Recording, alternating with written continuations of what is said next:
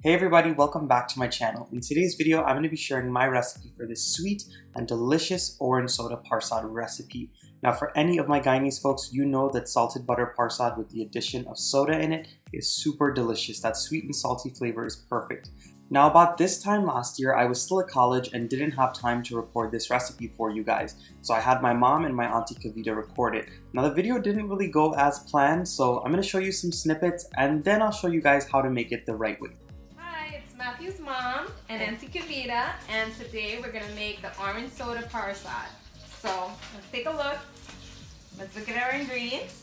We're gonna start with the Bidesi ghee, maraschino cherries, some raisins because some of us like raisins, not me. Me. And of course the orange soda and a cup of flour. We're gonna put the ghee in. A cup of ghee. And you just let that melt. And after this melts, we're gonna put the cup of flour. As you can see, it's still cooking. It's thickening up nicely. So we want to keep stirring. Well, actually, this is our first time making this, and there is a little bump. So Kavita's gonna try to handle those bumps. So stay tuned. Add more orange soda and hope for the best. Put the cherries in. Adding the cherries. Cherries is always good in Parsad. Let's add the raisins. Raisins on the other hand, I don't know, but she likes it. Coming out together. This might not be so bad after all. As you can see, here's the final product, but the test is when we taste it. So let's get to it.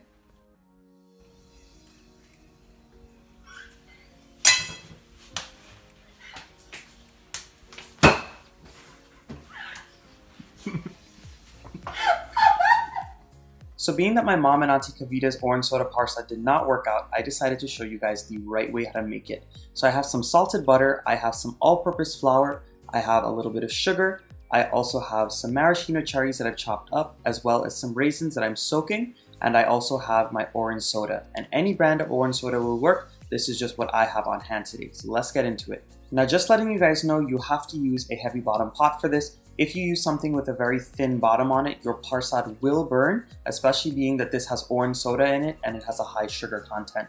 So in our heavy bottom pot, heating up on a medium-low heat, you're going to go in with your salted butter and allow it to melt. And by all means, if you do not like salted butter, you don't have to use it. You can also use unsalted butter, or you can even use ghee for this recipe. But traditionally, when you make a soda Parsad, you would use salted butter, so this way you can off-balance the sweet flavor with the saltiness. After about 2 to 3 minutes on that medium-low heat, you're going to see that your butter melts really well, and it starts to get a little frothy on the top. At this point, we are going to go in with the all-purpose flour. My recommendation when adding the flour in is to go in increments, so add in about half the flour first, mix it in, and then add in the other half. The reason why I say this is because butter tends to have a little bit of a liquid content. It is not full fat, so that's why you have to just mix it in increments, so this way you don't form little tiny lumps all throughout the Parsad. If you add it in at one time, you risk the chance of getting lumps throughout. So I added in the first batch, I'm adding in the second batch now, and I'm going to continue mixing until it all comes together, and then I'll show you guys how to parch or roast the flour in the butter. Now this is what the flour and butter mixture looks like after everything's well incorporated. As you guys can see, it's like a very wet sand that's clumping together. This is the texture that you want. If it's more sandy than this and very loose, then you're going to want to add in just a little bit more butter until you try to get this texture that I have right here. Sometimes the brand of flour that you use might be a little more dry and not as moist as certain types of flour, and the same goes with the butter. You might have a different brand of butter that cooks differently. But I'm going to keep this mixture cooking on a medium-low heat, so this way it does not get too brown, and I'm going to cook it until the mixture starts to get very loose and it's not as hard to stir, which is about 20 minutes. This is what my mixture looks like after about 20 minutes of cooking up on that medium-low heat. Now this might take a little longer for you, it might take a little less time for you. This is not fully done for me yet. I want it to get just a little more loose. So this is what my mixture looks like after parching or roasting in the butter for another 10 minutes. So in total, it's been 30 minutes on a medium-low heat. Now, as you guys can see, it's nice and loose and exactly where we want it. Now, this Parsad is not meant to be very dark like a regular traditional Parsad, so that's why I like to keep it on a low heat so it stays nice and light. If you want this to be dark in color, then you'll have to keep it on a higher heat, But honestly, the traditional way is not to have this really dark. But at this point, once your flour has cooked off really well and it's loose in the butter, you're going to go in with all of your granulated sugar and you're going to stir it up for just about a minute, so this way the sugar can start to melt a little bit. After you mix the sugar in and cook it for about a minute with the flour and the butter, you can start streaming in your orange soda. Now in the description box down below, I will be giving exact measurements for everything that I used, including the liquid. A lot of people falter when it comes to making Parsad because they don't know how much liquid to put in. When making salt butter Parsad or soda Parsads, it is imperative that you put in a good amount of liquid because they are meant to be more tacky and more gooey in texture and more fluffy versus the traditional Parsad that we make for religious functions. But once you go ahead and start streaming in your orange soda, you're going to go in with your raisins and your cherries. Now the amount of dried fruits that you add in totally depends on your taste and preferences, and even if you wanted to omit them, you could do that as well. But as you guys can see, I'm just stirring, and slowly but surely that soda is getting absorbed into the flour mixture.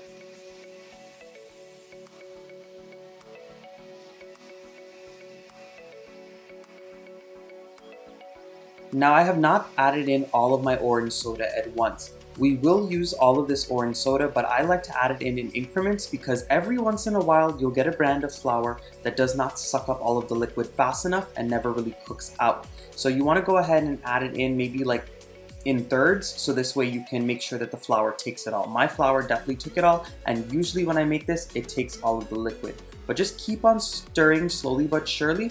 Make sure that heat stays on a medium to medium low heat, or even on a low heat if your stove is really, really hot. So this way it does not become lumpy and it does not become too dry.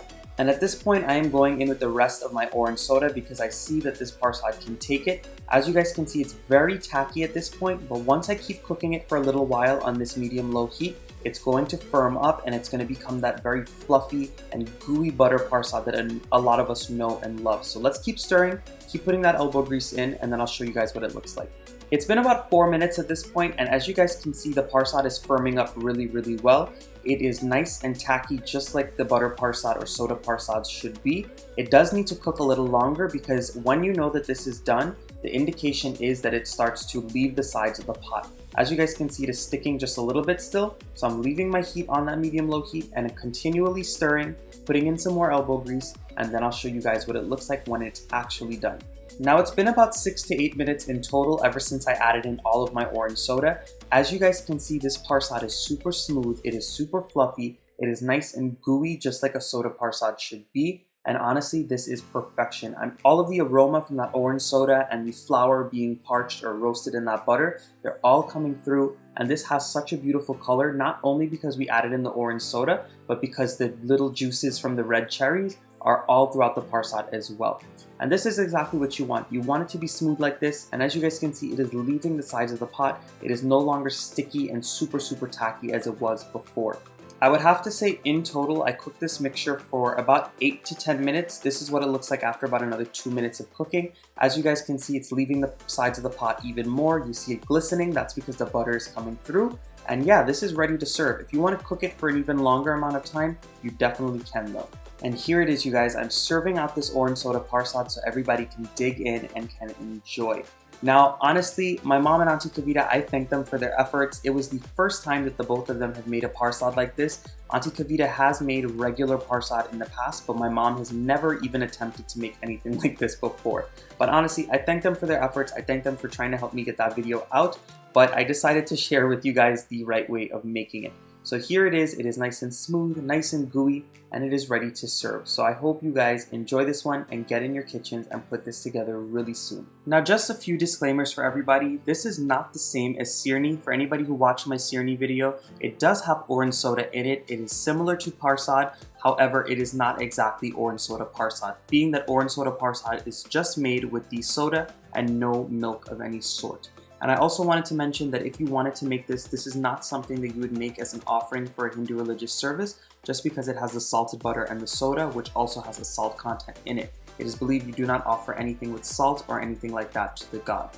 But anyway, this is something you can make for yourself, you can make for your guests, and if you enjoy, please give it a thumbs up, subscribe, and leave your comments down below. Bye everyone.